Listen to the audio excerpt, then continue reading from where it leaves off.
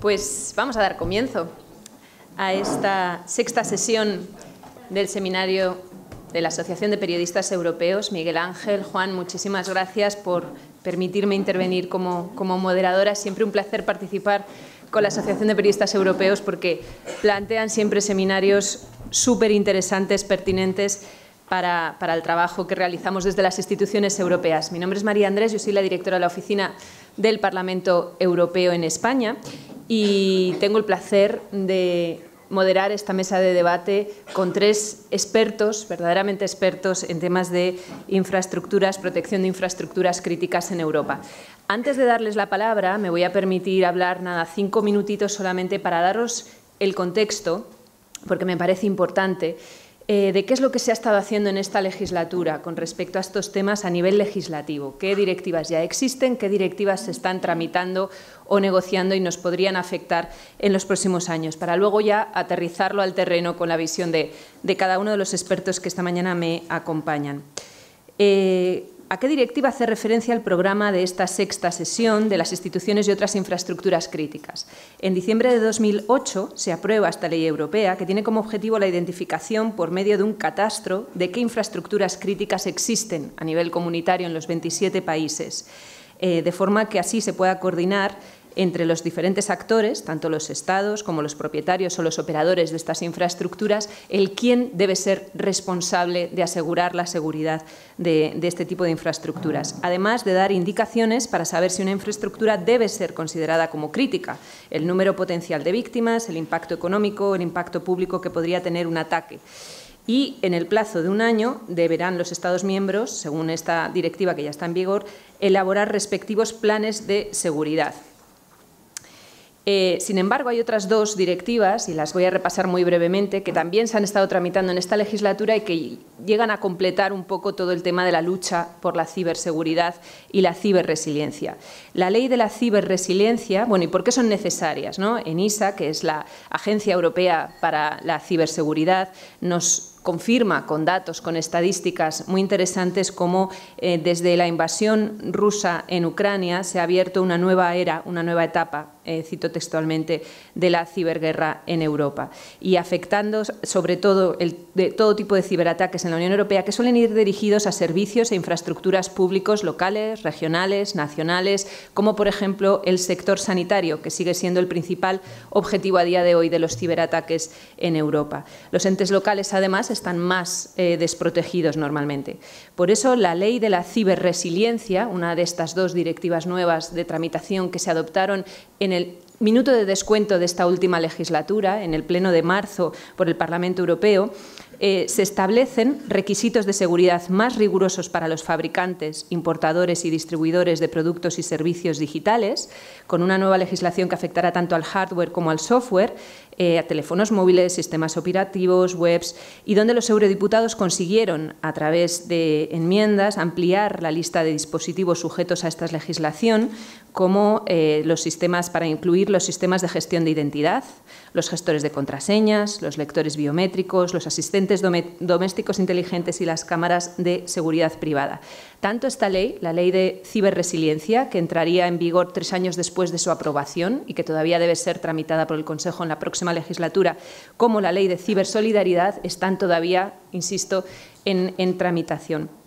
La ley de cibersolidaridad, y con esto ya concluyo, cuya ponente fue la eurodiputada española Lina Gálvez, estableció, se aprobó en el Parlamento Europeo en el pleno de abril, por el que se creaba el concepto de un sistema europeo de alerta de ciberseguridad, que será una red de cibercentros nacionales o transfronterizos, un ciberescudo para compartir información cada vez que se sufren ataques, un mecanismo de ciberemergencia empleando un grupo de empresas privadas muy interesantes, hablando luego de por ejemplo, satélites como la empresa Spasat, un mecanismo de ciberemergencia con empresas privadas, incluidos actores que no pertenecen a la Unión Europea y que ofrezcan apoyo previa petición para ayudar en caso de ciberincidente significativo y un mecanismo de revisión de incidentes. ¿Y cuáles son los retos fundamentales para que esto, que una cosa es la legislación, otra cosa es en qué situación nos encontramos realmente en cada Estado miembro, qué tipo de seguridad hay, qué carencias tenemos, qué tipo de ataques nos estamos viendo venir? Para esto tenemos dos retos fundamentales en su implementación. Por un lado, y lo hemos visto en la negociación de las enmiendas a la hora del proceso de tramitación de estas dos leyes. Por un lado, la dependencia de los gigantes tecnológicos, porque el 90%, por ejemplo, de los datos de la Unión Europea siguen siendo gestionados por empresas estadounidenses, y estoy citando aquí un informe de Década Digital elaborado por la Comisión Europea, y porque más del 96% de las plataformas en línea que se utilizan tampoco son europeas. Y el segundo reto es quizás el más interesante y el más difícil de afrontar, que es la desconfianza que a veces mantenemos dentro de la Unión Europea entre los Estados miembros. Desconfianzas con países, como se ha visto en las negociaciones, como Hungría o como Eslovaquia, que coquetean con posiciones prorrusas y que tienen un acercamiento que hace desconfiar a otros Estados miembros a la hora de crear este cibercentro, este ciberescudo y este mecanismo de alerta por emergencias. Los ataques y la desinformación que hemos visto ocurrir en las elecciones europeas también son importantes, podemos hablar luego durante el debate, y lo que nos demuestran es, efectivamente, no ha habido una manipulación masiva durante las últimas elecciones europeas, del 6 al 9 de junio, se ha conseguido contener los diferentes intentos, pero sí vemos una batalla de desgaste, de largo recorrido, que está ahí y que se mantiene, con intentos de desinformación. Y la conclusión del Observatorio de Medios Digitales en estas últimas elecciones es que la guerra contra la desinformación a gran escala sí se ha ganado, pero esa otra guerra de desgaste, más debajo del radar, con pequeñas manipulaciones que hacen crear desconfianza con temas como la guerra en Ucrania, el cambio climático, la migración o el fraude electoral, se mantiene y no ha dejado de subir. Y ahí, y ya con esto de verdad yo termino y paso la palabra, sí me interesa daros unos datos que a mí me han parecido especialmente relevantes de un informe que ha analizado hasta 1.321 contenidos. Es un estudio liderado por la Fundación Maldita sobre cómo las plataformas están luchando contra la desinformación en este contexto de las elecciones europeas, y la realidad es que, según este informe, que está, en el que participan bastantes plataformas, Facebook, X, TikTok y YouTube e Instagram no han llevado a cabo ningún tipo de acción en el 45% de los casos de un ejercicio de desinformación en sus propias plataformas, contrariamente a lo que exige la Directiva de Servicios Digitales, que ya está en vigor.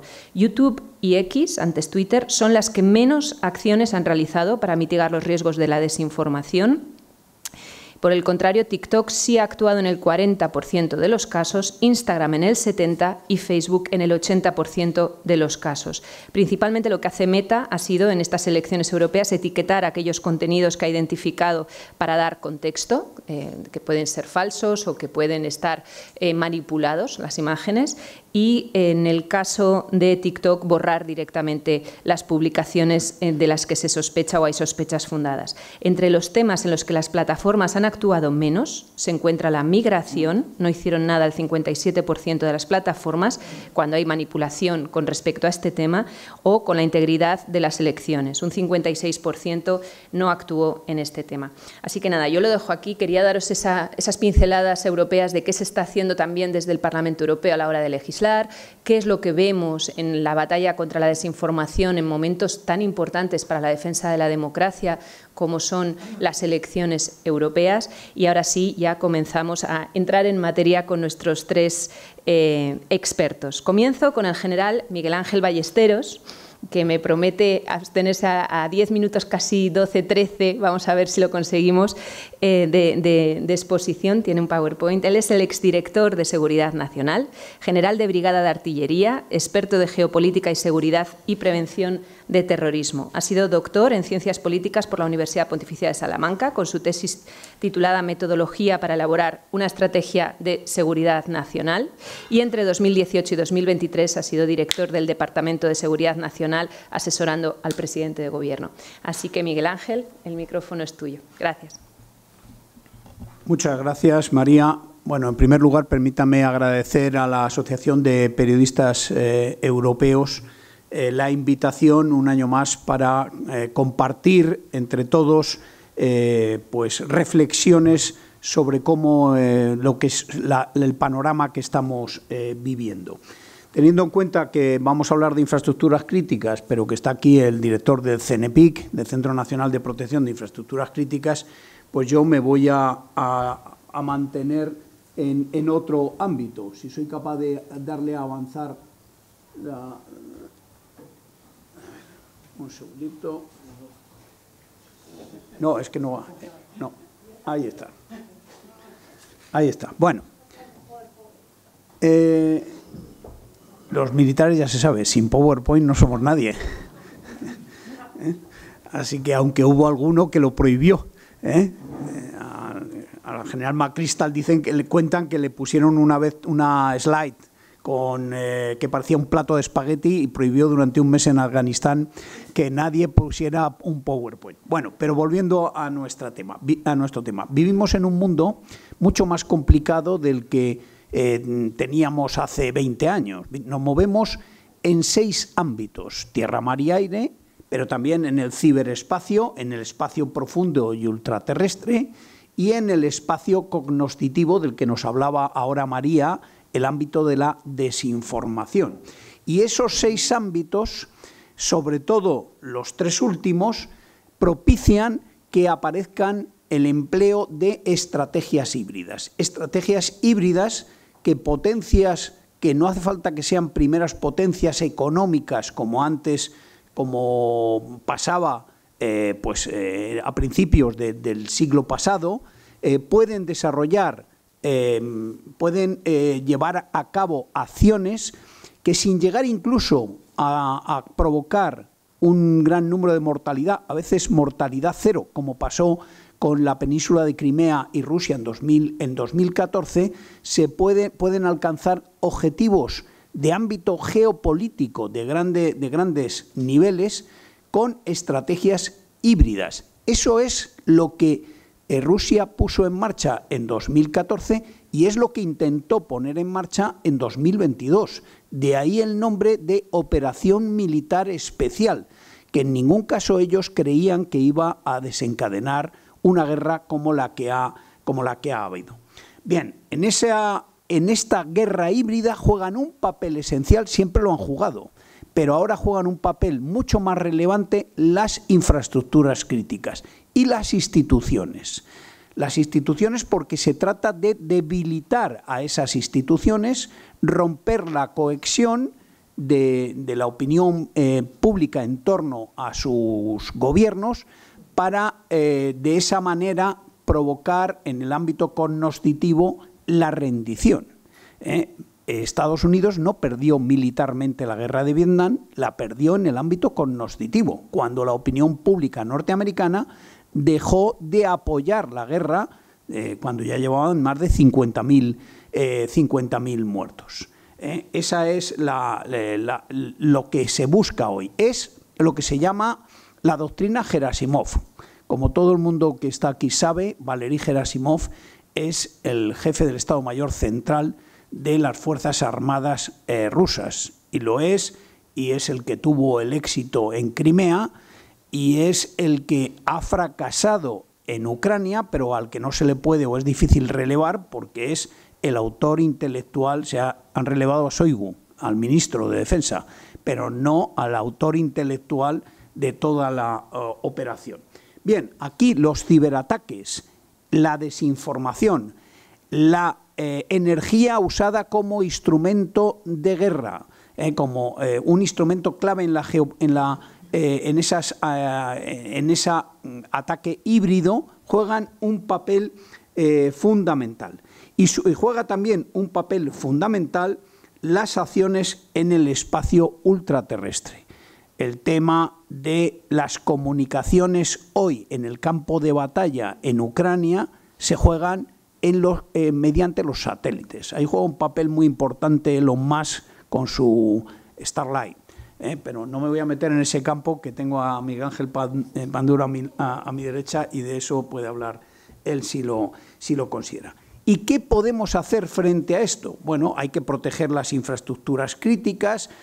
Un dato: El 70% de los centros de producción de energía eléctrica en Ucrania están destruidos, a pesar de que sistemáticamente la reconstrucción de Ucrania ya se ha puesto en marcha. No estamos esperando a que termine la guerra para reconstruir Ucrania.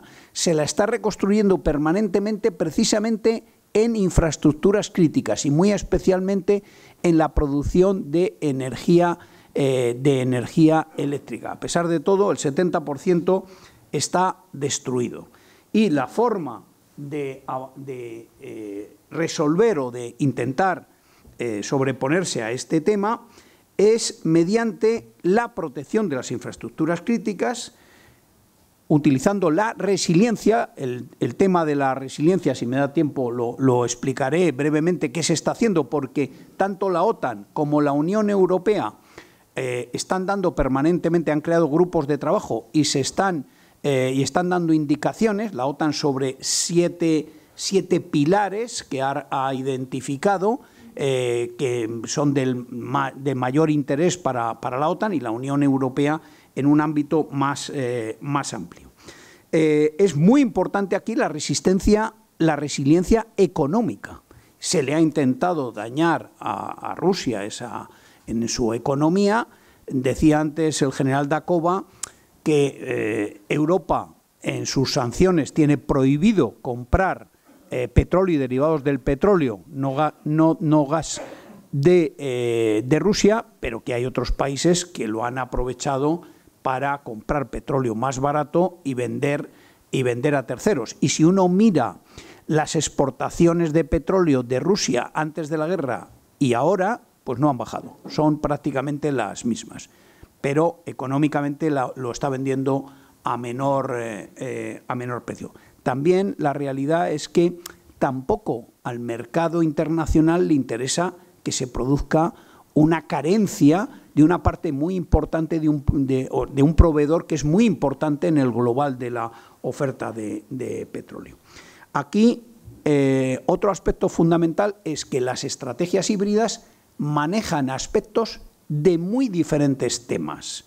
Entonces se necesita una integración de datos, de agricultura, de comercio, de economía, energía, militares, por supuesto, etcétera, etcétera. Entonces eso es muy importante. Y aparece revalorizado la inteligencia y el análisis geopolítico. Todo eso es lo que maneja el sistema de seguridad nacional, del que, si fuera necesario, podríamos hablar en el turno de preguntas. Bien, vamos a ver si quiere cambiar. En la Estrategia de Seguridad Nacional 2021, la que está en vigor ahora mismo, uno de los 16 ámbitos identificados como claves para la seguridad nacional es la protección de las infraestructuras críticas, que afecta, como se ve ahí, a predominio a la tecnología, está afectada por la tecnología y está afectada por el uso que se hace de ellas en las estrategias híbridas. Una de ellas, ya se ha citado, es la ciberseguridad. Bueno, pues datos. En 2022 en España hubo la administración local, regional y central, sufrió 75 ciberataques críticos. Críticos es que produjeron un daño tremendo. En 2023, ya en plena efervescencia de la guerra, prácticamente se han duplicado, 130 concretamente. Y también se han duplicado el total de los ciberataques. Que las APTs, los ataques de otros estados, están identificados, proceden en su mayoría de Rusia, de China, de Irán, de Venezuela y de Corea del Norte. Son los más, pero hay de todos los sitios, hay de todos los sitios. Uno de los aspectos fundamentales cuando se produjo la invasión de Ucrania, se crearon una serie de grupos de trabajo el Comité de Situación, que es el responsable en el Sistema de Seguridad Nacional de gestionar las crisis, creó una serie de grupos de trabajo. El primer grupo de trabajo que creó el primer día de la invasión fue precisamente el de ciberseguridad. Y un grupo de trabajo que no fue de los primeros, pero que hubo que crear también para dar respuesta a la preocupación en la Unión Europea, aunque en España esa preocupación no fuera del mismo nivel, ni mucho menos, fue el grupo de seguimiento de energía. No era del mismo nivel porque todo el problema de la energía venía fundamentalmente del corte de la interrupción del suministro de gas después del ataque contra el Nord Stream 1 y 2 y que dejaba prácticamente pues, a Alemania sin gas y la Unión Europea, la Europa Central, recibía el 42% de la energía, lo recibía de Rusia, de ese gas ruso, y hoy prácticamente no recibe nada. Hungría un poquito no recibe prácticamente nada. Claro, ha habido que suplir esa carencia. España estaba bien preparada porque España tiene 7 plantas de regasificación. Para que nos hagamos una idea, somos el tercer país del mundo en plantas de regasificación. Reino Unido tiene 3, Francia tiene 3, Italia tiene 3, Alemania no tenía ninguna. Esas plantas de regasificación son un seguro de suministro de gas. Bueno, voy muy rápidamente. ¿Qué se ha hecho en materia de ciberseguridad? Pues en materia de seguridad, ese grupo de ciberseguridad trabajó para reducir la probabilidad de una intrusión perjudicial, para garantizar los recursos suficientes en materia de ciberinteligencia, garantizar que la organización esté preparada para responder a cualquier intrusión, las organizaciones, y maximizar la resiliencia. Se hicieron MOUs, INCIBE, en fin, se tomaron una serie de medidas que no hay tiempo ahora para detallarlas. Esto ha supuesto también un aliciente para acelerar toda la transformación energética de España. España depende energéticamente de productos fósiles en un 71%. Eso hay que bajarlo al 61% de aquí a 2030, según el PNIEC. Y eso es un esfuerzo que todos tendremos que hacer. Y ya, para terminar, la Unión Europea, pero eso María ya ha hablado de ello, se ha puesto al frente de los temas de resiliencia, que no es otra cosa. La resiliencia lo que mira es a las infraestructuras críticas para hacerlas para que si son atacadas se puedan reponer, si son dañadas se puedan reponer lo antes posible. La OTAN también se ha puesto en este camino. Las infraestructuras críticas son responsabilidad nacional. Esto es lo que dice el Tratado del Atlántico Norte y también en el Tratado de Lisboa. Las infraestructuras críticas es responsabilidad de cada Estado. Pero la OTAN, en la cumbre de Varsovia de 2018, marcó 7 pilares en los que cada país miembro tenía que trabajar. El primero es la continuidad, asegurar la continuidad de gobierno y de los servicios públicos, por ejemplo, con las comunicaciones. En España la malla Bravo es fundamental, es la fundamental para eso, y el famoso búnker de la Moncloa lo que hace es asegurar la continuidad del gobierno en cualquier circunstancia. La resiliencia en el uso de energía, la capacidad para gestionar de manera efectiva movimientos incontrolados de personas, la resiliencia en los suministros de agua y de alimentos, la capacidad para gestionar un número elevado de bajas y otras catástrofes sanitarias, consecuencia de la pandemia. La sexta es la resiliencia de los sistemas de comunicación civiles, incluso en situaciones de crisis, y la última es tener unos medios de transporte resilientes. No voy a entrar en todo porque ya se me ha terminado el tiempo. No voy a entrar en qué se ha hecho, pero se está trabajando permanentemente. Les invito, si quieren, si tienen interés en este tema, voy a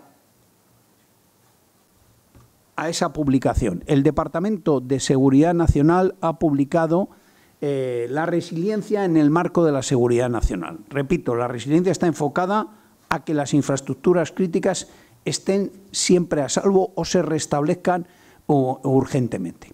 Y con eso lo dejo aquí.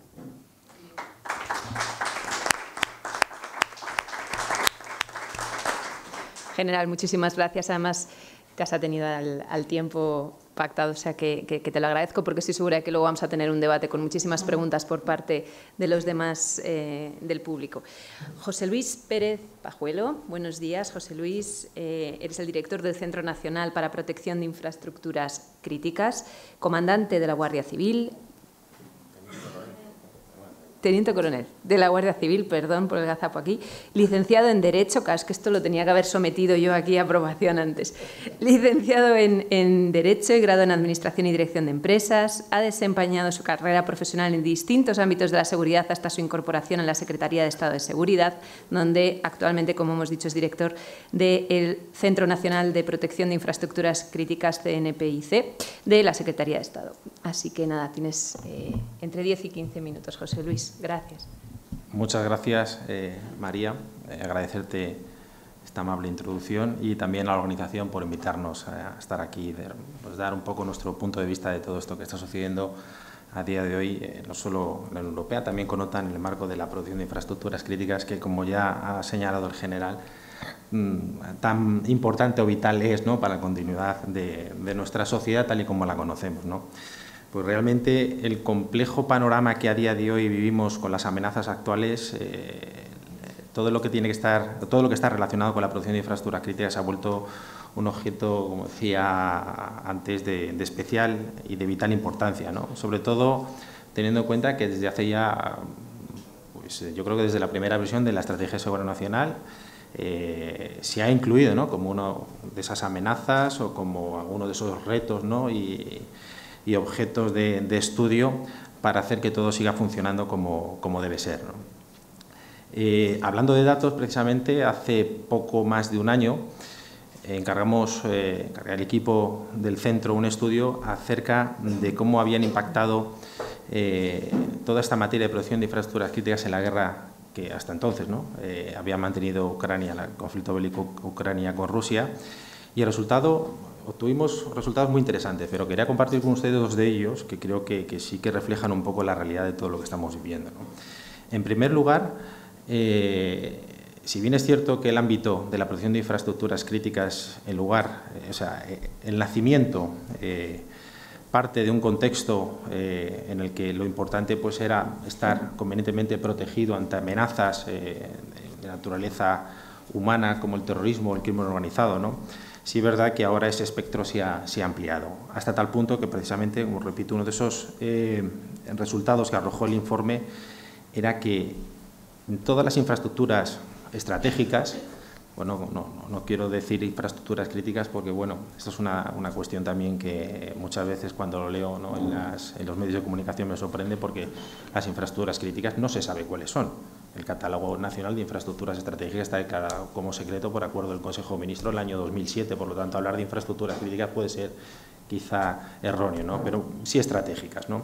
Pues absolutamente todas las infraestructuras estratégicas ucranianas que fueron atacadas durante el primer año se habían visto sometidas previamente, además en un espacio temporal muy corto, una semana o menos, a ataques de naturaleza híbrida, bien acciones de desinformación, ciberataques, cualquier tipo de acción.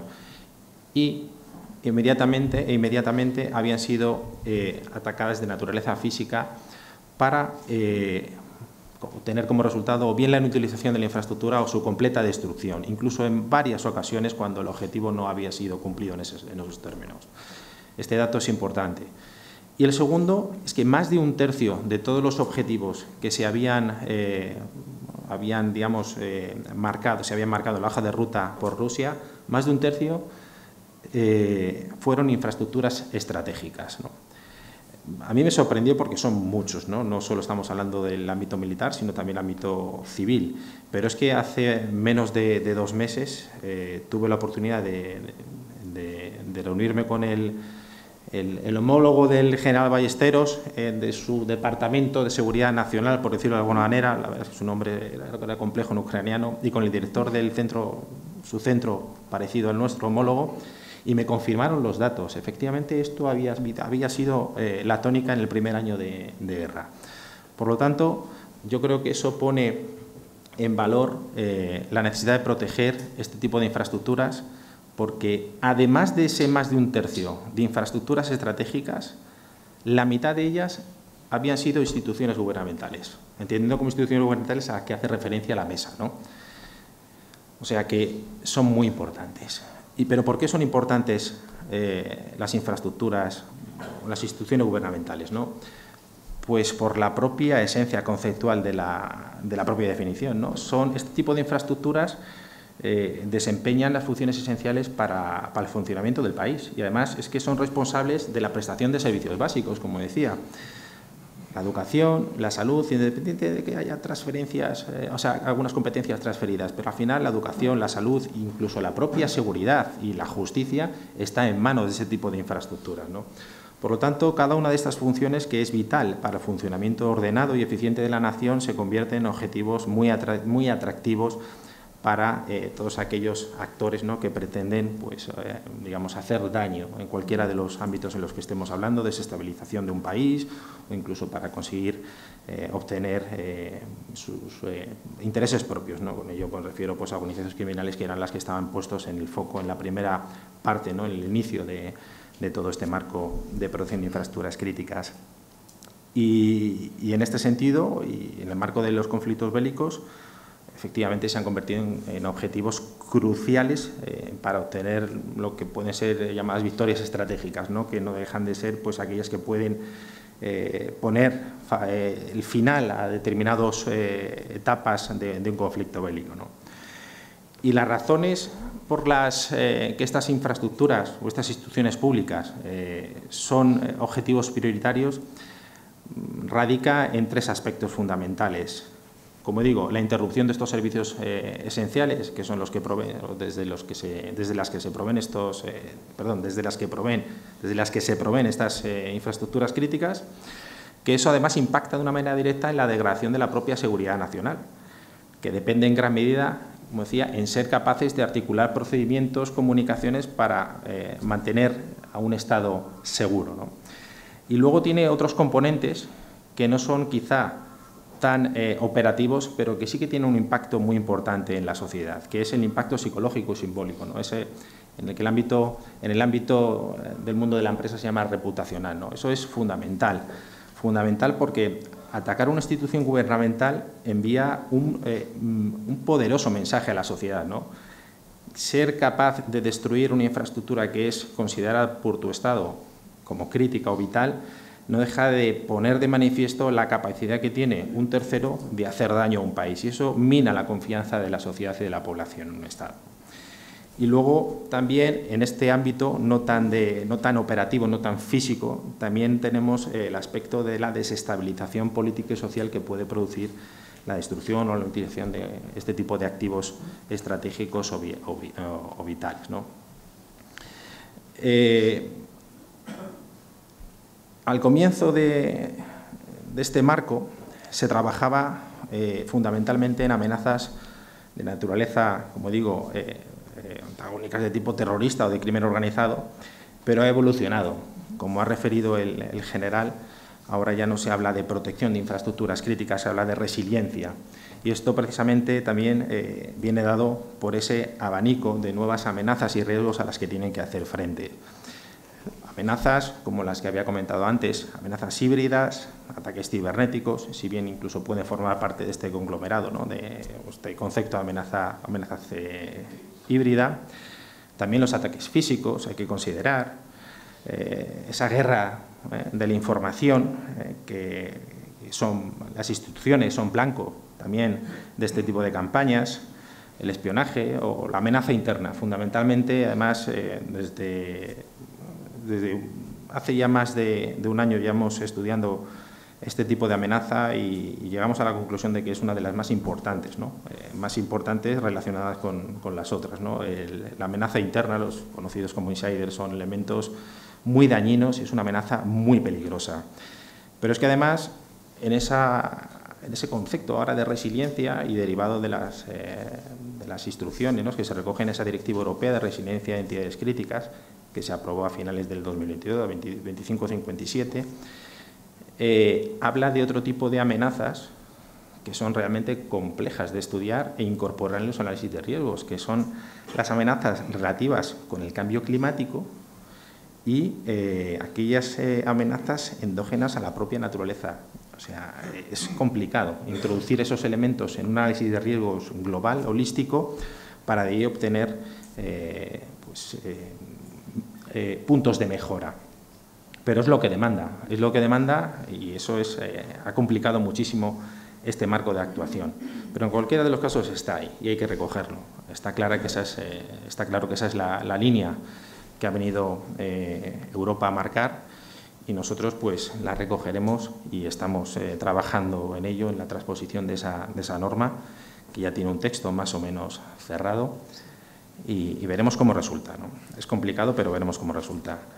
Además, a eso hay que sumarle las nuevas complicaciones que supone transponer la directiva, ¿no?, de seguridad de redes y sistemas de información, la conocida como NIS2, que complementará la parte de ciberseguridad también de estas infraestructuras, no solo de aquellas entidades esenciales y todas aquellas que forman el marco de operadores o de entidades que se van a ver afectadas por esta normativa, sino también aquellas entidades que se declaren como críticas, que no dejarán de ser otras, sino las que ya a día de hoy hemos declarado como operadores críticos, ¿no? Y el papel del Gobierno pues será un papel fundamental, sobre todo desde el punto de vista de que la protección de infraestructuras críticas o la resiliencia de entidades críticas, como se va a llamar cuando se apruebe la ley de la 8/2011, que es la que mantiene en vigor el Sistema Nacional de Protección de Infraestructuras Críticas, va a seguir manteniendo como esencia la corresponsabilidad en esta protección y en esta resiliencia de las infraestructuras y de las entidades críticas. Pero es que no puede ser de otra manera. Si bien es cierto que le pedimos a los operadores, a esas entidades, pues que establezca y diseñe medidas de seguridad y de protección para efectivamente, ¿no?, que se vean reforzadas esta seguridad en sus activos estratégicos o críticos, incluso que diseñe herramientas y planee procedimientos de respuesta, en todas esas fases la Administración tendrá que apoyar, ¿no? En primer lugar, pues ofreciendo información acerca de cuáles son esos riesgos y amenazas que son exógenas al propio conocimiento de los operadores y también pues con planes de respuesta por parte de la Administración, bien a través de las fuerzas y cuerpos de seguridad o de los centros de respuesta a emergencias cibernéticas, los CER correspondientes, y también con acciones de formación y concienciación. Esto ya se viene realizando desde 2011, ¿no?, el año en el que se promulgó la ley de protección, ¿no?, sobre identificación y protección de infraestructuras críticas nacionales, y en ese sentido tenemos que seguir trabajando, siempre ampliando ese abanico, ese espectro de nuevas amenazas y nuevos riesgos a las que se ven sometidas y considerando todos los elementos que forman el concepto de resiliencia, que no es amplio, es amplísimo. De hecho, yo sé que tiene 8, pero ahora mismo no sabría si diciéndolos se me quedaría alguno por ahí en la recámara. Me acuerdo perfectamente que cuando estábamos en el grupo del Consejo negociando la Directiva Europea, no había consenso. Cada vez todos los Estados querían meter algún punto más para definir lo que era la resiliencia. Y vamos a dejar de volvernos locos y vamos a ir a lo que es interesante, que es la protección de esas infraestructuras, de estar preparados, de ser capaces de responder y, sobre todo, y es el concepto, digamos, más novedoso, el levantarnos cuanto antes y volver a funcionar, porque esos servicios que se prestan de esas infraestructuras se dan por hechos, pero no, se mantienen por la existencia y el funcionamiento y el desempeño de esas infraestructuras, el darle al botón y que se encienda la luz, el darle la llave del agua y que salga el agua por el grifo. Eso es lo importante, reponer el servicio a la mayor celeridad, ¿no? Yo creo que perdimos un poco, o se perdió un poco el foco en ese sentido, pero bueno, tengo que decir, no es que nos tiremos flores, pero creo que España puso un poquito de orden también en esas negociaciones, porque la verdad es que la perspectiva de los países europeos era bastante distinta, ¿no? Es cierto que no es la misma la perspectiva con la que se enfocan estos asuntos de países pues como eran los países del norte de Europa o Centro Europa, que los países que nos vimos afectados durante décadas por la lacra del terrorismo, ¿no? Que éramos muy conscientes de lo que teníamos que hacer y además quisimos ser mucho más ambiciosos de lo que suponía transponer una directiva de manera literal, ¿no? Hicimos una norma, una ley mucho más amplia. En ese sentido hemos trabajado también la nueva ley, el anteproyecto de la Ley de Resiliencia de Entidades Críticas, pero también es verdad que el tiempo pone a cada uno en su sitio y a raíz del conflicto que existe a día de hoy, muchos países, de ellos nórdicos, a raíz, pues, por ejemplo, ¿no?, a raíz de lo que sufrió el Nord Stream y todos estos, ¿no?, incidentes que están teniendo lugar, están cada vez más alineados con toda la política española en este sentido. Y bueno, voy a parar ya, porque podría estar mucho tiempo, no quiero dejar unos minutos para la reflexión el día. Gracias.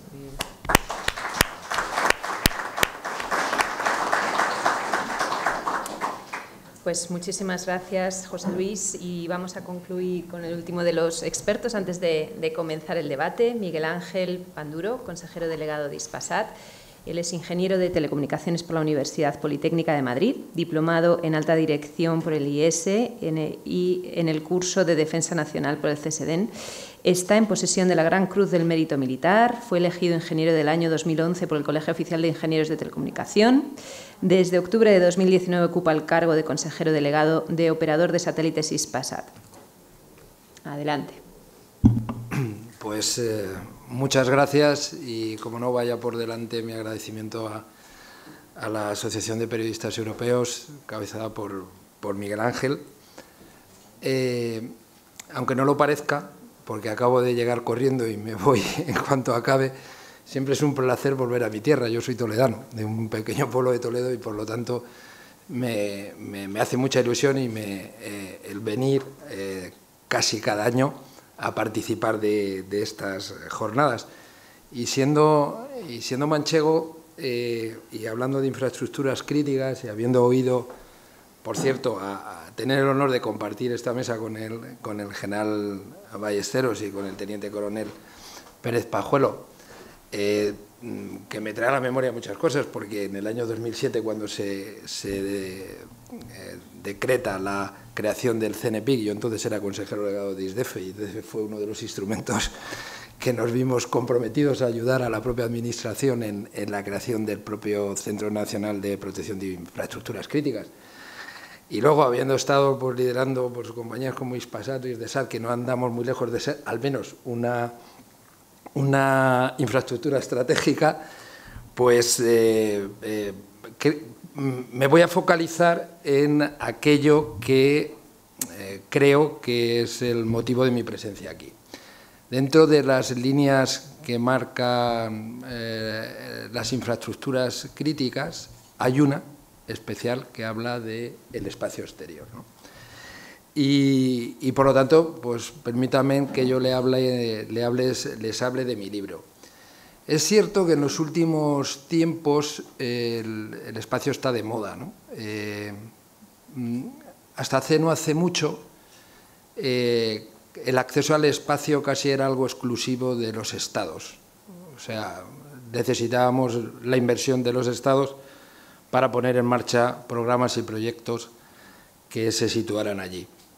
Pero es cierto que, bueno, hace 20 años, con los primeros operadores, 30, con los primeros operadores de satélites de comunicaciones, que ya tenían una participación privada, eso fue cambiando, pero es cierto que esto ha cambiado radicalmente en los últimos 5 años. Hablaba el general de Elon Musk y de Starlink, y efectivamente esto ha cambiado absolutamente el panorama.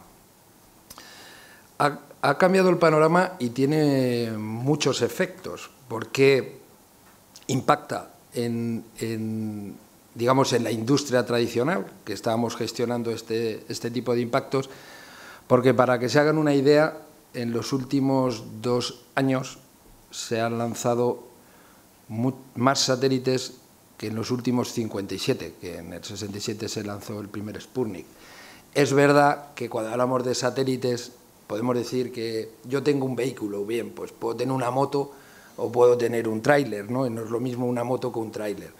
A veces hay que diferenciar, pero lo cierto es que se han lanzado más satélites en los últimos 2 años que los anteriores 57. Hoy hay una constelación de más, que pueden ver alguna noche por ahí de agosto, de más de 6.500 satélites volando, y esto, además, otros que están viniendo, no solo de Estados Unidos, los 2 personas más ricas de Estados Unidos, Elon Musk y Jeff Bezos, andan también en una carrera para ver quién pone más satélites en órbita, pero no olvidemos que hay otros países más escondidos o desconocidos o menos que publicitan menos, como puede ser China, India, incluso Rusia, que están lanzando sus propias constelaciones. Luego me entretendré de cuál es la reacción europea a este asunto. De alguna manera, esto está de moda y a partir de ahí yo lo que quería poner en valor es qué es lo que tenemos y qué de estas infraestructuras podemos considerar que estamos hablando de estratégicas o críticas. Miren, en el espacio están los satélites de comunicaciones, estos que nos permiten comunicarnos, valga la redundancia, otros que hacen imágenes, fotos, bien con un telescopio o bien con un radar, que es todavía más interesante porque son capaces de hacer fotos de noche, incluso con nubes. Hay satélites de posicionamiento, el famoso GPS Galileo, y hay otro tipo de sensores o estaciones espaciales que nos ayudan en la Tierra a hacer la vida más fácil. Digamos, tanto a las instituciones como a los ciudadanos, como para proteger la seguridad nacional. Y ambas son relevantes y muy importantes a la hora de protegerse. Pues bien, yo diría que hay 3 tipos de amenazas. Una es, digamos, la de toda la vida. Lanzar una cosa al espacio es complejo y mantenerlo casi más. Son unas condiciones que no dominamos, no hay gravedad, estamos sujetos a eventuales tormentas cósmicas, meteoritos. Por lo tanto, el desarrollo tecnológico ligado a los materiales que nos hacen protegernos en ese entorno es relevante. Pero digamos que es algo que la propia evolución de la industria lleva haciendo 60 años. Hasta ahora bastante bien y conocido. Pero han aparecido, a mi juicio, 2 nuevas amenazas. O una ha aparecido y otra a medias. La segunda amenaza es que no existe una regulación. Y al no existir una regulación y haber lanzado hoy más de 6.500 satélites volando a 540 kilómetros de la Tierra, pues hace que sea mucho más complejo visualizar que en un futuro eso pueda ser sostenible. Es decir, quién tiene el derecho y cómo se puede utilizar. Digamos, si estuviera aquí alguien de la Armada, pues el espacio está ahora como podría estar el mar en el siglo XIII. Pues puede estar lleno de piratas. Por lo tanto, la regulación y la sostenibilidad depende en un futuro de que seamos capaces de entendernos. Y no parece que en la actualidad ese sea el mejor de los escenarios. Posiblemente el general sepa más que yo, pero hace 10 o 15 años era más fácil poder haber regulado este tipo de cosas. Y la tercera, y a mi juicio más grave que está por venir, son los ataques intencionados. No descubro nada porque por ahí en 2017, ya lo conté el año pasado, un tal Dan Coates americano dijo que sus Fuerzas Armadas ya habían empezado a incorporar en sus doctrinas la protección sus doctrinas de defensa de la protección de los satélites. Y a día de hoy no se ha todavía producido ninguna amenaza, o sea, ningún ataque físico real. Lo que sí se ha producido son ataques cibernéticos, que no afectan quizá a la infraestructura espacial, o sí, ahora les explico un poquito, pero que sí han afectado a las infraestructuras terrestres que conectan con esos satélites. Eso se ha producido en la guerra de Ucrania. A los pocos días ellos tenían 2.000 terminales de un proveedor llamado Viasat y les infectaron, les inutilizaron sus terminales terrestres. Por ejemplo, no descubro nada, en el caso de operadores como Hispasat o Hisdesat, ¿cómo nos protegemos? Pues evidentemente no estando conectados a la red. Es la mejor manera de protegerse, ¿no? Si no estás conectado a la red, por lo menos no tendrás un ataque cibernético. Es verdad que, oye, ya un gusano en Irán, a través de un pendrive les machacaron. Bueno, pues tendremos que cuidar a los proveedores y con qué llegan, pero en cualquier caso lo que no hacemos es tenerlo a la red. Ahora, el nuevo paso que está por venir, ha habido, es verdad, algún experimento indio que ha lanzado un misil y ha destrozado un satélite con el desastre que crea sobre la basura espacial, es verdad que eso está por venir. Y a mí me preocupa bastante. No solo a mí, sino en los satélites, por ejemplo, que la OTAN considera como su hardcore, pues están protegidos frente a explosiones nucleares, pulsos nucleares. De hecho, nuestros nuevos satélites, los que vamos a lanzar Hisdesat este año y el que viene, llevan nuclear hardening, llevan protección frente a impulso nuclear y con el objetivo de tener siempre la mayor resiliencia posible dentro de lo que nos marquemos. Y, por cierto, lleven con orgullo que España va a tener los mejores satélites de comunicaciones en los próximos 7 años en Europa, militares. Los mejores satélites militares en los próximos 7 años que va a tener Europa van a estar en manos del Estado español. Yo creo que es algo de los cuales nos debemos sentir también orgullosos. Por lo tanto, ese es el escenario, ¿no? ¿Qué estamos haciendo? ¿Qué podemos hacer? Pues lo que tenemos que hacer es intentar desarrollar tecnologías que mitiguen este tipo de amenazas. ISPASAT ahora mismo se encuentra en un par de iniciativas, una puntera desde el punto de vista tecnológico, que es la distribución, el encriptado de claves cuánticas y su distribución. Esto es un proyecto que se llama Caramuel, QKD. La iniciativa inicial la han llevado los chinos, eso sí, sobre satélites de órbitas bajas. Nosotros hemos dado un paso adelante, nos hemos focalizado en los satélites estos de órbitas altas, geoestacionarios, y es un proyecto donde lideramos una iniciativa española con 17 empresas y también a nivel europeo. Y luego les quería comentar la segunda de las iniciativas, que es la respuesta europea a tener garantizada una cierta autonomía estratégica, y es un proyecto que se llama IRIS Square.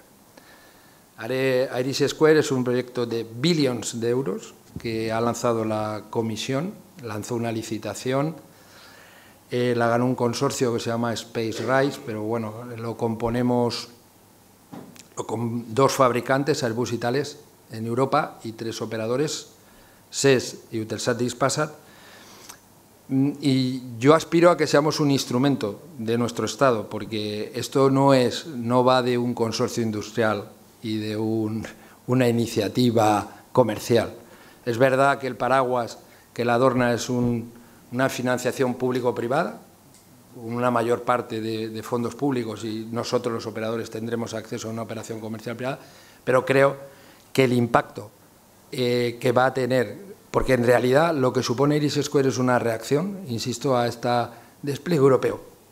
Recordarán todos ese incidente que nos abrió a muchos los ojos, que en pleno ataque, casi ataque de de Ucrania a la flotilla rusa en Crimea, se hizo un negro, se apagaron una serie de satélites de Starlink, argumentando que los satélites, esa constelación de satélites no estaba diseñada para la guerra.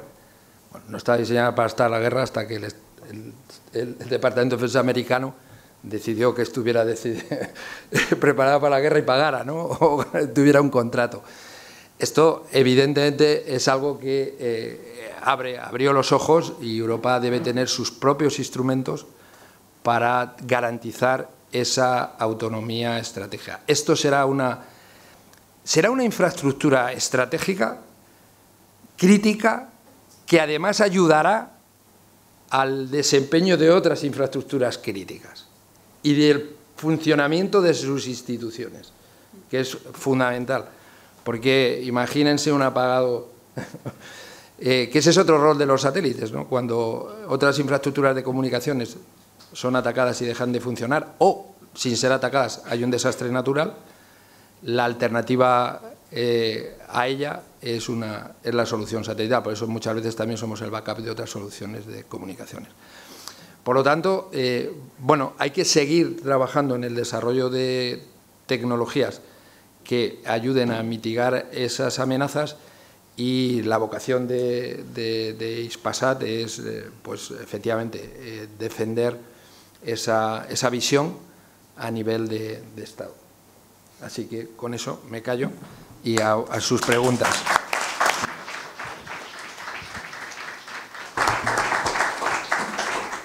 Muy bien, muchísimas gracias. Muy interesantes todas las intervenciones. La verdad es que han salido conceptos clave que se llevan repitiendo a lo largo de toda la legislatura europea, como autonomía estratégica, y el hecho de que hemos ido quizás a rebufo de las dos grandes crisis que hemos sufrido. Por un lado el COVID, la pandemia, por otro lado la guerra en Ucrania, y se ha hablado mucho de cómo desde la Unión Europea se ha intentado gestionar crisis en aquellos ámbitos donde quizás menos competencia se tenía en un principio.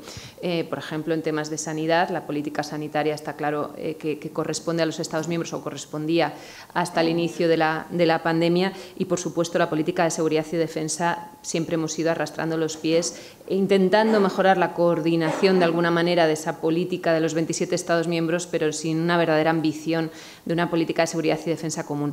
Y yo me preguntaba cuando se escuchaba, en el espacio no existe regulación suficiente, ¿no? Lo comentabas, demasiados satélites que no van a ser sostenibles en un corto plazo.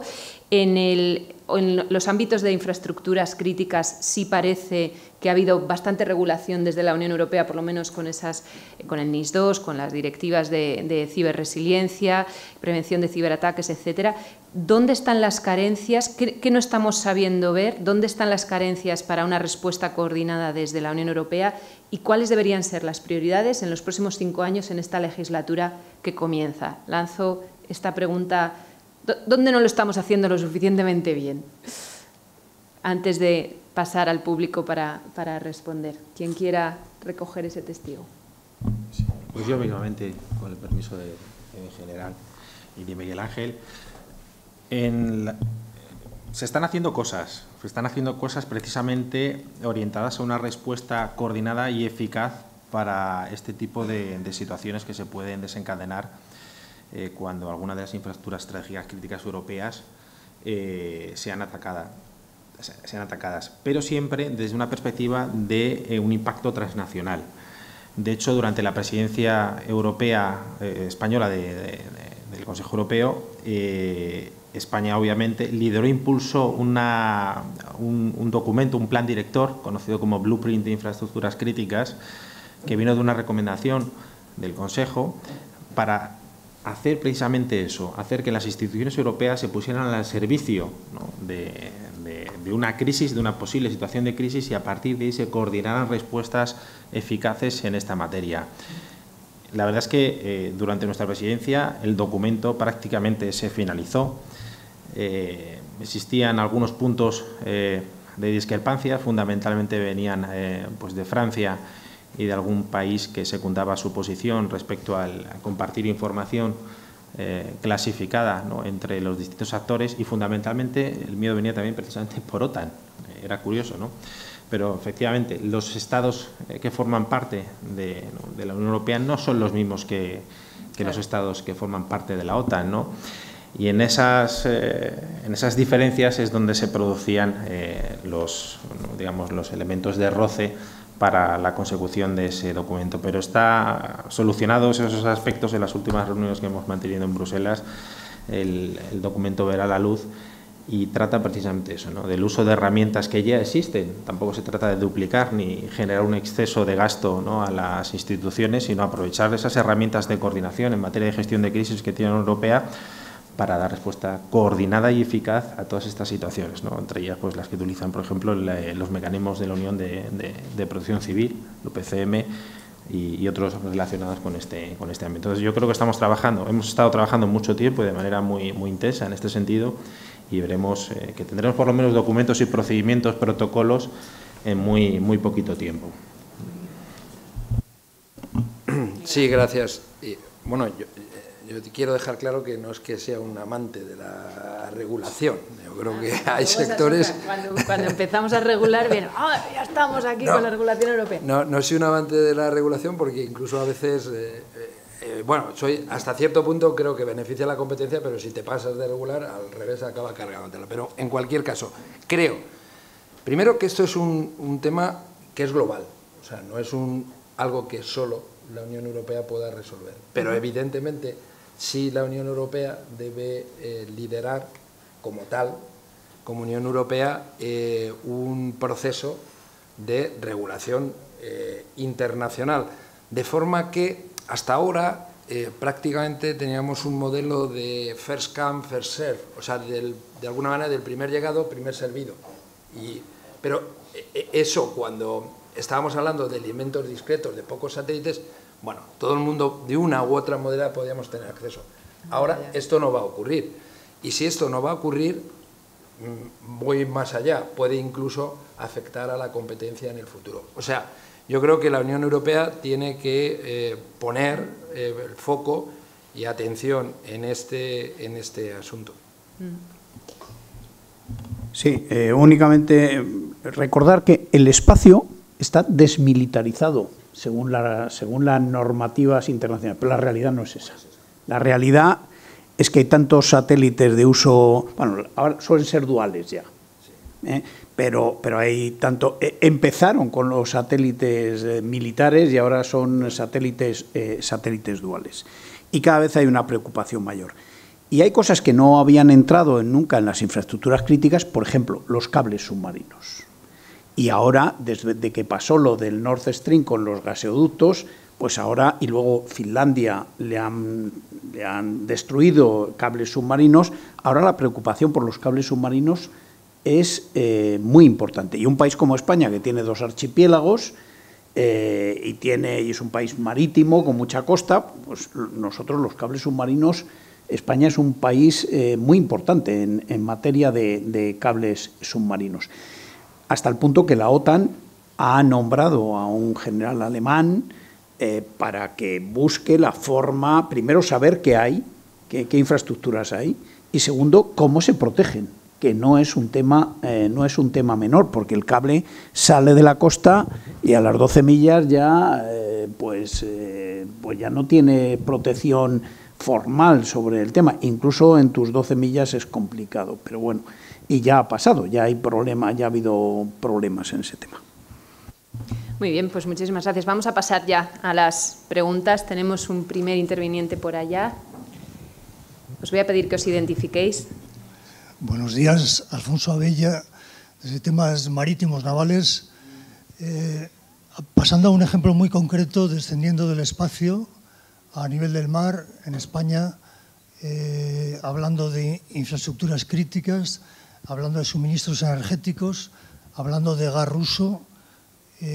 Vivencia, hace unos 2 meses, probando una lancha nueva del futuro servicio de la Policía Marítima Vasca, la Archancha, entramos en el superpuerto de Bilbao, les hice recorrer un poco los diferentes puertos y vi con gran alegría al Boris Davidov, un buque recién llegado de Yamal, un buque con capacidad para romper una cierta capa de hielo, un buque de 300 metros que estaba conectado a la regasificadora. Y entonces, bueno, estuvimos repasando y nadie se hacía cargo de aquello. Se da por sentado que no hacía falta protección. La Armada, por supuesto, no está en ese tema. La Guardia Civil tampoco. El Servicio de Aduanas, por supuesto, tiene otras misiones y la Archancha pues, está a la espera de misiones, ¿no? Lo mismo pasa, me consta, en Ferrol, cuando llegan a Reganosa. Entonces, ¿de verdad estamos protegiendo las infraestructuras críticas en un momento, por ejemplo, que en España puede haber yo que sé cuántos agentes encubiertos de Ucrania, ya que casi 500.000 ucranianos en España, tiene que haber un montón de ucranianos trabajando por su país y dispuestos a hacer cualquier cosa, ¿no? Esto es un ejemplo muy pedestre, pero que, bueno, afortunadamente nos llega gas ruso. Seguro que estamos protegiendo estos aportes de gas ruso que llegan a nuestras refinerías, a nuestras regasificadoras, perdón. Muchas gracias. ¿Quién se anima a contestar? Bueno, la responsabilidad de la seguridad en las 12 millas es de la Guardia Civil en este momento.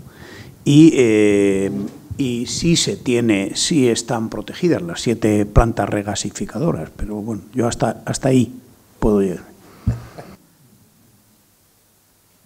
Si quieres complementar. Sí, bueno, por supuesto, totalmente de acuerdo con lo que dice el general, ¿no? Las plantas regasificadoras tienen su propia protección al respecto. Lo que pasa es que no sé si se refería... ¿A qué tipo de amenaza se refería? ¿Si al de la planta o a la de posibles cables, tubos que pudieran estar ubicados en esa zona en la que operaba el barco? Sabotajes, ataques directos, fáciles, sencillos. Sí. Sí, bueno, pues entonces de cualquier tipo, ¿no? Estamos hablando de cualquier tipo, tanto la regasificadora como posibles activos, infraestructuras que pudieran discurrir por esa zona.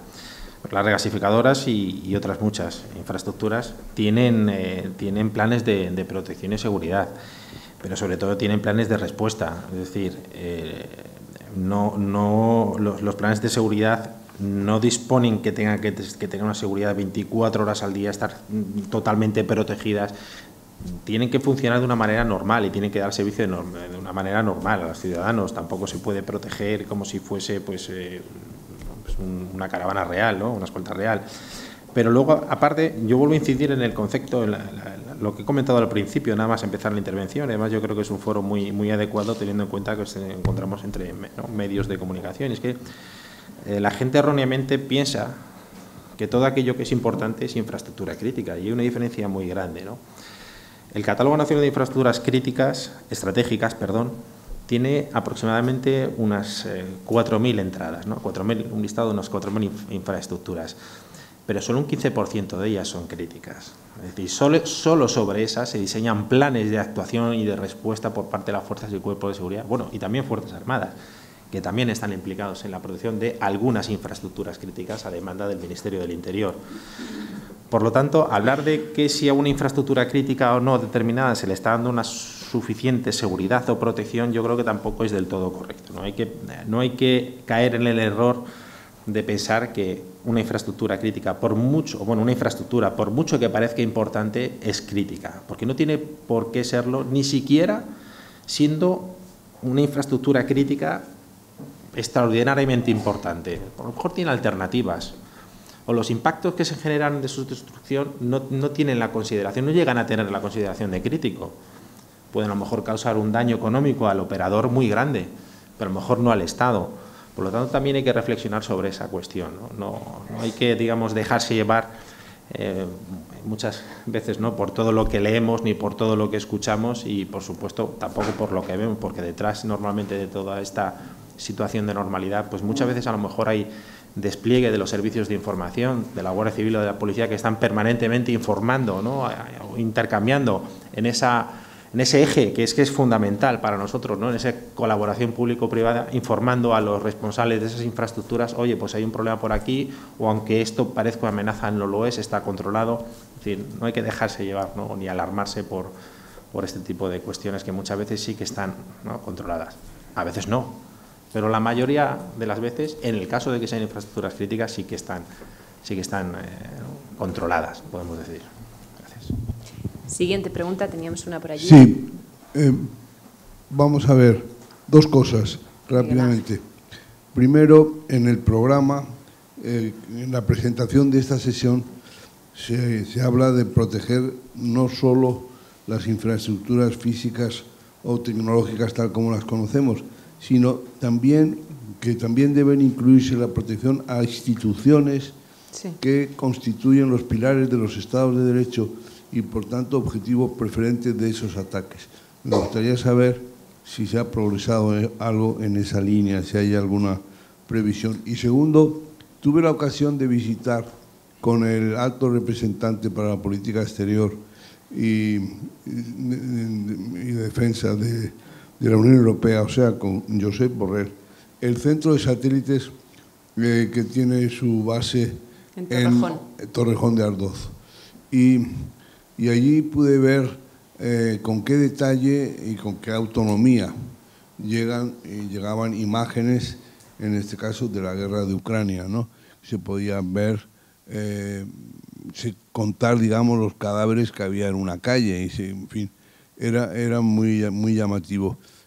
Esta preservación de la capacidad de tener información propia, no interferida, no matizada, no condicionada por otros aliados, propia de la Unión Europea, se es consciente de la importancia que tiene garantizarse, aparte del suministro de petróleo o de gas o no sé qué, el suministro de información verificada por nosotros mismos, por la Unión Europea, o ese asunto se va perdiendo, no se le presta suficiente atención o no.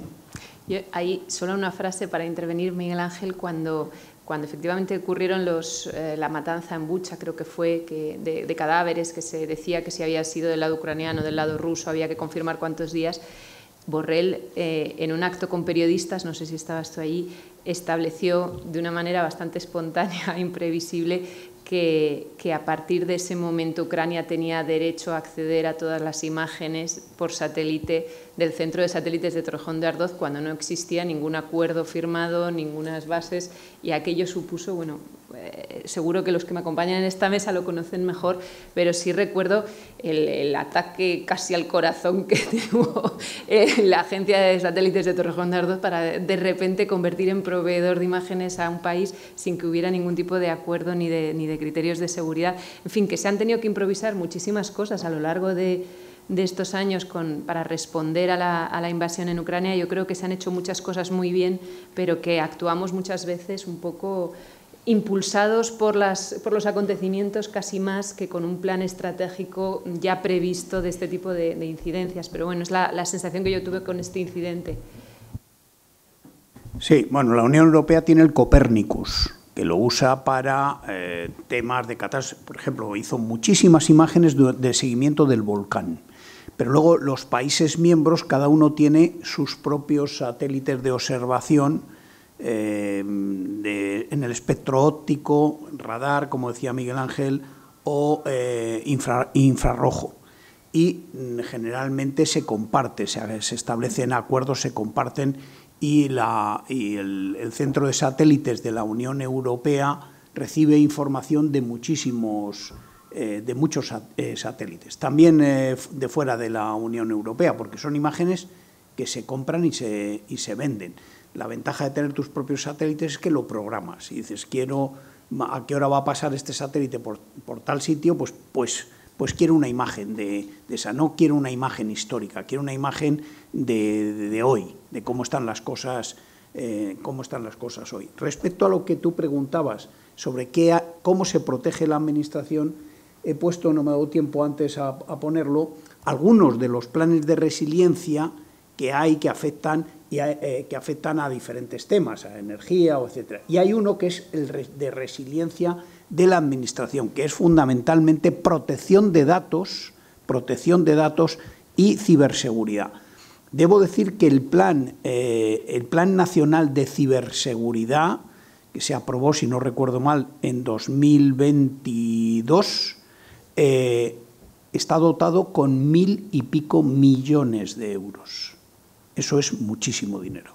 Jamás en España hemos hecho un plan de ese nivel de gasto. Otra cosa es que, a pesar de todo, las vulnerabilidades en el ciberespacio son tremendas y ahí hay que esperarse lo peor. Y luego que hay ataques de procedentes en muchos sitios. Cuando digo procedentes no digo de gobiernos, digo procedentes de países, que es lo que se puede comprobar. ¿Quién ha dado la orden para, si es que ha habido una orden expresa? Eso es otra cosa. Sí, bueno, yo me centraré básicamente en la segunda de las cuestiones que has planteado. Yo creo que efectivamente se ha producido un cambio muy relevante en la Unión Europea en cuanto al foco que le pone a la seguridad y la defensa y, consecuentemente, a los proyectos de presupuestos que se están diseñando.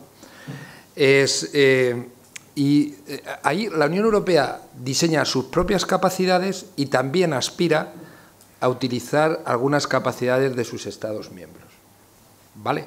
Que es el caso de Copernicus, complementado con las capacidades de los Estados miembros. Desde mi punto de vista, es muy importante como país que tengamos nuestras propias capacidades. No porque nos dé una autonomía, sino porque nos hace ser parte o miembros de un club que da información y, por lo tanto, también recibe información. Si tú solo aspiras a recibir, pues siempre es más difícil.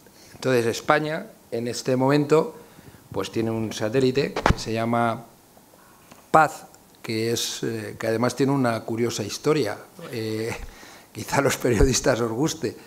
Era un satélite que en el año 2014 iba a ser lanzado con un lanzador Dnieper de Ucrania, y era una colaboración ruso-ucraniana. Y en el año 2014 el entonces presidente Putin ya dijo que no lanzábamos, discontinuó. Teníamos un contrato firmado, ya hemos hecho pagos. Les denunciamos en la Cámara en París, en la Cámara de Arbitraje de París.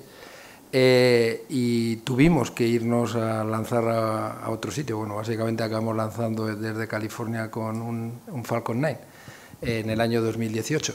Con lo cual, ese satélite, que no tiene por qué solo estar dedicado a temas de defensa y seguridad, sino para otras muchas aplicaciones, lo que decía el general, cada día todo es más dual, pues hoy posiblemente sea un gran sensor para tener, desde el punto de vista de información privilegiada en determinados territorios. Y contribuye a la Unión Europea. Incidiendo también en esa parte del programa que hablaba de cómo hay que proteger las instituciones y el Estado de Derecho, en un análisis muy interesante, Miguel Ángel, que se ha hecho de las instituciones europeas durante las elecciones, sobre qué instituciones han podido recibir ciberataques, una de las instituciones que lo recibió durante la fecha electoral fue el Tribunal de Cuentas Europeo. Y lo primero que la gente se preguntaba es ¿qué narices pinta el Tribunal de Cuentas Europeo y por qué se está hackeando a este tribunal en una acción que estaba claramente orquestada por activistas pro-Kremlin en unas elecciones? Y al final la conclusión, lo digo porque José Luis ha hecho incidencia en eso, la conclusión va más por el impacto psicológico y simbólico, por ese riesgo reputacional que mina la confianza de la sociedad, te estoy citando, y que es el objetivo que tienen a la hora de acceder a esos ataques tan dispares y que son muy pequeños porque es la disrupción de una página web o de un servicio que puede proveer una institución durante unas horas, pero que a lo que aspiran es a que esto tenga cobertura mediática. Y lo digo aquí porque aquí hay muchos periodistas y de lo que informan en las instituciones es que el objetivo en sí no es la disrupción de la web del Tribunal de Cuentas, sino que exista una cobertura, a ser posible cuanto más mejor, de esa disrupción para crear esa desconfianza en la sociedad durante los días de las elecciones. Entonces cuentan con ese impacto mediático Hubo 3 días de ataques, de ciberataques en países, tengo yo aquí citado como Países Bajos, República Checa, Grecia, Suecia, España, Irlanda, Francia, Eslovaquia, Italia, Dinamarca, Australia, Luxemburgo y Polonia, o sea, una mayoría, y se consiguió que solo el primer día hubiera cobertura mediática de ello y en los días siguientes no, para que disminuyera ese nivel de alerta que se producía en la sociedad. ¿Hasta qué punto se puede instar a un periódico o a un medio de comunicación a no cubrir algo así? También es otra pregunta que daría para otro debate. Continuamos con la siguiente pregunta. Veo intervenciones aquí, habían levantado la mano hace un rato y luego al final juntamos las últimas 2. ¿Sí? Gracias. Pues vamos a acumular para dar tiempo, sí. Una pregunta breve para el responsable de Hispasat y un poco ingenua quizá. Identifícate por si acaso. Perdón, me llamo Enrique Peris, Europa en Suma. Quería preguntar, ¿cómo estaríamos de cerca de una saturación en el universo físico de los satélites? Saturación que pudiera afectar pues, a la seguridad, a la vulnerabilidad de los propios objetos o a su propia eficacia por interferencias posibles o algo parecido. Y luego, en otro sentido, ¿qué condicionamientos tiene una empresa como Hispasat por parte del gobierno o de los gobiernos de turno y hasta qué punto pueden afectar a su trabajo o a sus perspectivas? Gracias. Nos quedan solo 5 minutos para el cierre. Vamos a acumular 3 preguntas. A ver si conseguimos. Hola, Pedro González de Atalayar.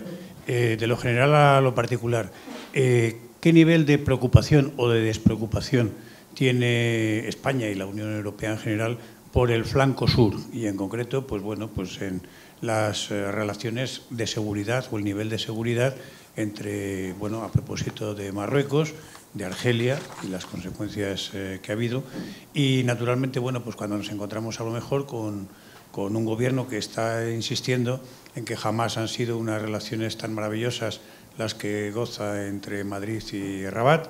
Y bueno, pues una opinión pública que tiene a lo mejor pues bueno, una percepción un poquito distinta. Todavía se está preguntando si realmente el teléfono de Pedro Sánchez tenía un cúmulo de secretos que son indesvelables o que si se desvelan, pues naturalmente va a descubrir algo absolutamente insólito. Y en definitiva, pues bueno, si en esas amenazas se incluyen otras. El general ha aludido antes a los cables submarinos, parece que también el cable que une el Sáhara con Canarias estaba afectado últimamente y bueno, pues no sé qué nivel hay de seguridad o de preocupación por ello, pues en todo lo que significa esta inmigración ilegal procedente de la zona del Sahel y aparte de eso, pues las amenazas en todo el sur de España a propósito del terrorismo o narcoterrorismo. Muy bien. Una última pregunta por aquí delante. En primera fila habían levantado la mano.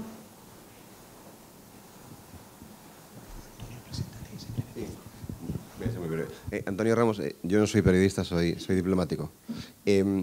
Con respecto a lo que hablaban antes sobre la militarización del espacio exterior, como ustedes saben mejor que yo, hay un tratado antiquísimo del año 1967 con un título futurista que habla de la exploración y explotación del espacio ultraterrestre, incluyendo cuerpos terrestres y la Luna. Estamos hablando de cuando pensábamos todavía en Arthur C. Clarke, 2001, cómo sería 2023. Ese tratado, en su artículo 4, prohíbe que se instalen armas nucleares o armas ofensivas de tipo anólogo en el espacio. No prohíbe otras cosas porque no se podía en ese momento prever a lo que haríamos frente 60 años después. La pregunta es, ¿a qué estamos haciendo frente ahora? ¿A qué vamos a hacer frente dentro de 5 años? Este tratado está suscrito por 110 países, pero en un contexto de geopolítica rota, ¿cómo podemos, la Unión Europea lógicamente tiene que jugar ahí un papel importante, como lo ha jugado, por ejemplo, en materia nuclear? ¿Cómo podemos nosotros contribuir a crear una conciencia para evitar la militarización del espacio? Ha habido noticias sobre lo que Rusia pretendería hacer en el espacio precisamente para matar satélites, es decir, ¿y eso cómo luego influiría en los partenariados público-privados? Si hay una militarización del espacio realmente, ¿cómo influiría eso en las relaciones entre gobiernos y empresas que han sido tan fructíferas en los últimos 20 años? Y para el responsable de infraestructuras críticas, Yo a veces creo que vivimos también del pasado en esto, porque hablamos de amenazas híbridas, hablamos de desinformación. A mí me recuerda muchísimo cuando se hablaba de la subversión interna en los tiempos de la Guerra Fría, de las actividades subversivas. De hecho, hay muchas resoluciones también de Naciones Unidas que califican las actividades subversivas como un uso implícito de la fuerza. El Nord Stream 2 se voló, pero se voló de forma tradicional, permitiéndome el paralelismo, como pasó con el puente sobre el río Kwai durante la Segunda Guerra Mundial. Aparte de la tecnología y la globalización, ¿hay una diferencia en naturaleza entre una amenaza híbrida y una actividad subversiva, o es una mera actualización del lenguaje? Pues con estas 3 preguntas vamos a concluir porque nos acercamos ya a la 1:30. Tenemos una pregunta sobre satélites de Enrique Pérez, sobre protección del flanco sur, y me viene muy bien, voy a resumir tu última pregunta porque es sacar la bola de cristal. ¿A qué haremos frente dentro de 30 años? ¿Qué amenazas tendremos? Bueno, pues respondiendo a cómo de lejos estamos de la saturación, el espacio es enorme y estamos muy lejos. El tema es que hay unas órbitas que son, digamos, más adecuadas.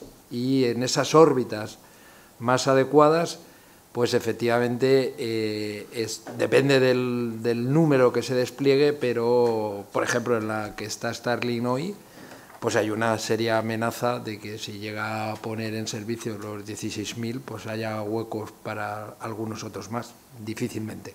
De hecho, hay una queja de un poco internacional de los científicos que se dedican a la investigación espacial, de que este tipo de saturaciones en órbita les está afectando a sus propias análisis y exploraciones. Y en cuanto a los condicionantes del gobierno Baix-Passat, mi respuesta es que ninguna. Yo soy el consejero delegado de Baix-Passat, gobierno de una empresa privada que tiene una participación pública, y nos dedicamos a vender, a trabajar, a llegar a los acuerdos que estimemos convenientes y, lógicamente, a reportar a nuestro Consejo de Administración, pero por parte no hay ningún tipo de injerencia de ningún tipo. General. Sí, respecto a la preocupación en la Unión Europea por el flanco sur. Bueno, pues los países que estamos en la puerta, léase, sobre todo si pensamos en inmigración, España, Italia y Grecia, pues la preocupación es máxima. Pero Francia también, obviamente. Francia ha sido y es un actor muy importante en la frontera de seguridad sur, que es el Sahel. Esta mañana hemos estado hablando de ese tema. España, al igual que la Unión Europea, intenta buscar colaboradores en el vecindario sur y trabajar para que entre todos demos solución a los problemas, porque suelen ser problemas comunes. La inmigración es un problema común a Marruecos y a España o a Túnez, Libia y a Italia. Es decir, ellos son receptores de inmigración de subsahariana, que de lo que se trata es de buscar poner orden, una regularización. El terrorismo también es un problema común, entonces se busca colaboración con esos países. Voy a dar también respuesta a las actividades subversivas que planteaba usted.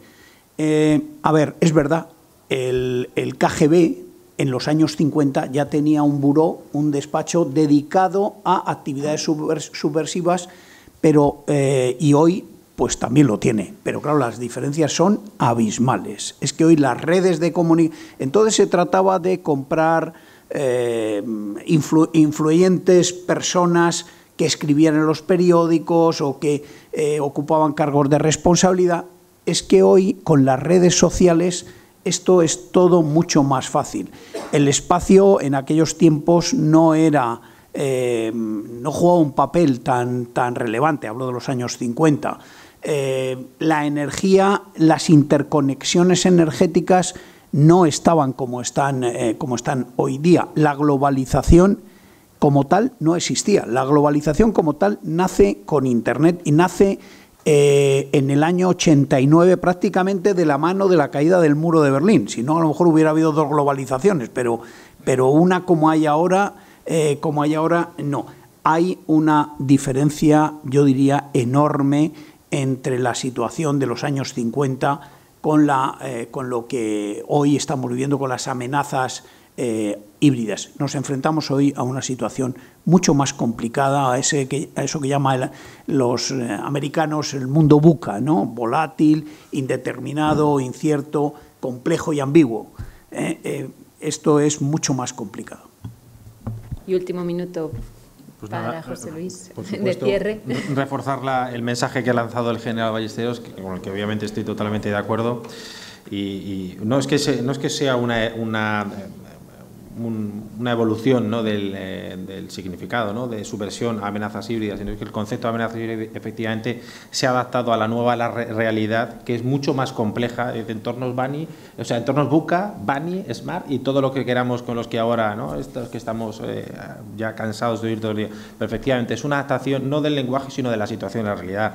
Las amenazas híbridas también incluyen otro tipo de acciones que antes no se contemplaba cuando hablamos de acciones subversivas, ¿no? Incluso el propio terrorismo o los actores han cambiado. Normalmente antes estaban más relacionados con estados y hoy en día las amenazas híbridas son estados, no estados, mezcla, incluso organizaciones de crimen organizado financiadas por Estado. O sea, las amenazas híbridas es mucho más amplio, pero no es porque hayamos cambiado la terminología, sino que se ha adaptado a la nueva realidad. Muchas gracias. Pues muchísimas gracias a los tres ponentes. Gracias. Cerramos aquí.